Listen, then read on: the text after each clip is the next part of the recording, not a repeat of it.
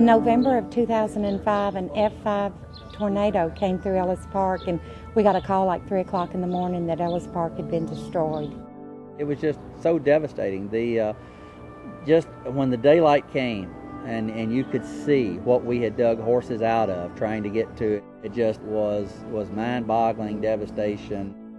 You just sat and cried for everyone. It was so sad. We had 40 horses and had one scratch on the face, and that was it.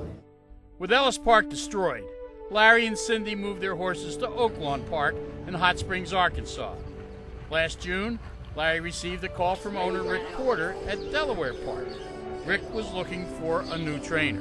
Larry grew up learning everything, on the farm and learned it hands-on. And he's the most hands-on trainer that I've ever witnessed train horses. I think he's the most underrated trainer that in America, maybe.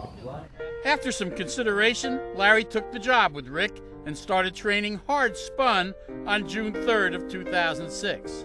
It's always funny when you look back and see why and how you got to where you are and how we got to the Kentucky Derby with the paths that look to be such bad paths. You just know there's a plan somewhere set that makes all these things fall into place. And we feel like it's very fitting for this horse to have a name, Hard Spun, because we had been spun hard with that tornado at Ellis Park.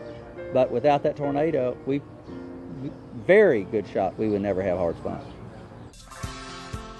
Larry and Rick formed an unusual dynamic. Rick, a used car salesman for 25 years, and Larry, the unassuming cowboy from Kentucky.